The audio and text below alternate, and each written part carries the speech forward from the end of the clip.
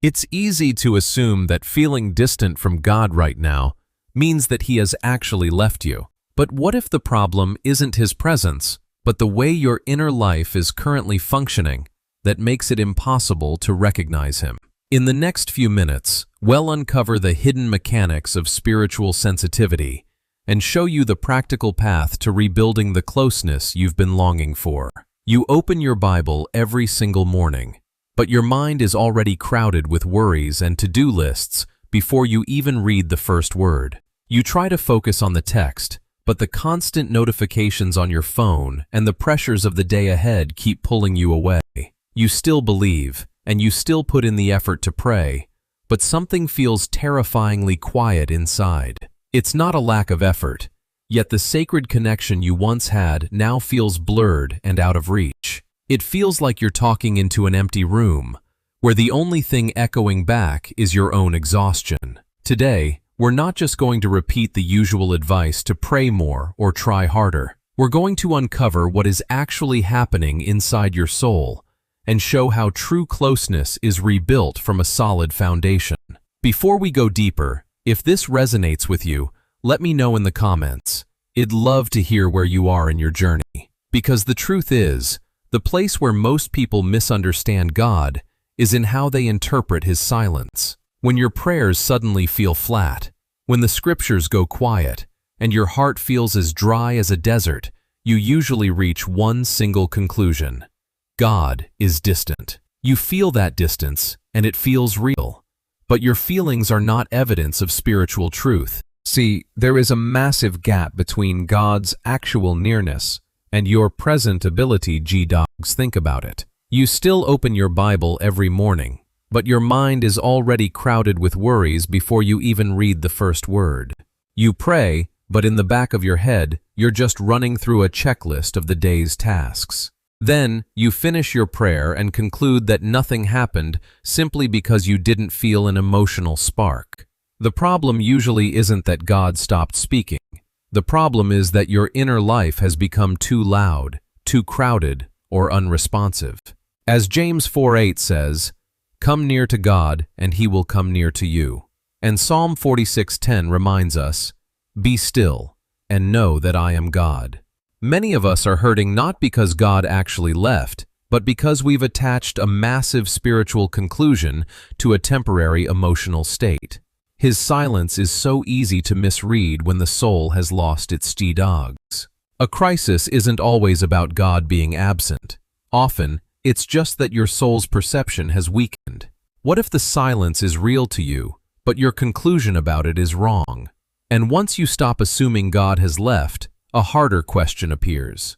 What has G-Dogs trained your inner life to miss Him so easily? The truth is, modern life rarely pushes us away from God through obvious rebellion. Instead, it does it through saturation, endless notifications, constant app switching, background noise, and the constant pressure to respond instantly. Your inner life is being crowded by the fragments of distraction. You may still be spiritually hungry, but you've lost the ability to be inwardly available. There is a massive difference between being hungry for God and being available to Him. Look at your daily reality. You pray while waiting for your phone to vibrate. You read a few verses of scripture but feel an itch to check your messages. You spend your entire day reacting to screens, and by the time night falls, you wonder why your heart feels so numb. This overstimulation doesn't always create visible sin, but it does create a deep spiritual callousness. When your attention is constantly discipled by speed, novelty, and urgency, your soul becomes a stranger to stillness. In 1 Kings chapter 19, God wasn't in the wind or the earthquake. He was in a whisper. But how can you hear a whisper when your mind is screaming with pressure? Psalm 131 verse 2 reminds us of a soul that is quieted and stilled, like a child resting with its mother. The issue isn't just what you believe about God. It's what your daily rhythm is teaching your heart to notice. You may not be far from God at all. You may just be too internally crowded to notice Him. But noise is only part of the problem.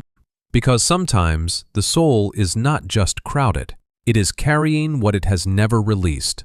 Be honest with yourself right now. Maybe the issue isn't that God has withdrawn His presence.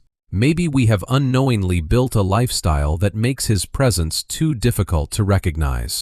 We aren't just victims of a feeling of distance from God. We are active participants in a system that blurs that closeness every single day. If your inner life has been shaped by noise for this long, what else have you been holding on to that is quietly keeping your heart closed to Him? Maybe it's not just the busyness. Maybe it's a burden you've never released, a delayed obedience, or a lingering guilt that you're still trying to carry on your own. When your soul is too full of your own things, it simply has no room for His. Not every season of spiritual dryness comes from being too busy. Sometimes, your heart feels far from God simply because it is too heavy. Be honest about what you are quietly carrying. A guilt that has never been brought into the light. A bitterness you refuse to let go of. Anxieties that you keep replaying on a loop. Or something you know you're supposed to do, but you keep putting it off. We often ask God for new clarity while avoiding His response to what He already touched in us. But there is a spiritual reality we cannot ignore. What is hidden hardens the heart. What is delayed dulls the soul. And what is carried too long burdens your perception. As Psalm 66 verse 18 warns, "If I had cherished sin in my heart, the Lord would not have listened." And Hebrews chapter 3 verse 15 says, "Today, if you hear His voice, do not harden your hearts." Think about it. You pray for peace, but you keep replaying that hurtful conversation. You want to hear God clearly, but you keep delaying that apology or that act of forgiveness. You read the Bible through the lens of unconfessed shame, so every promise feels filtered and distant. God's nearness hasn't changed, but your responsiveness is being affected by what remains unsurrendered. This is not an accusation.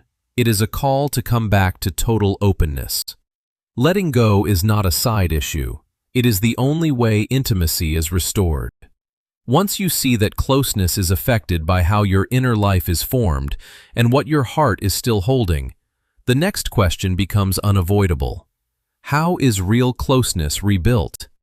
Closeness with God is not recovered by waiting for a better feeling. True intimacy grows where life is reordered, not where emotion briefly rises. It's time to stop chasing fire and start rebuilding your life. Reclaiming your closeness with Him is less about the intensity of your feelings and more about the faithful availability of your soul. It begins when you relearn stillness, when you return to immediate obedience, when you release the burdens that have been wearing down your heart, and when you finally make unhurried space for His presence. Look at the reality of it. Someone close to God doesn't wait until they feel inspired to pray.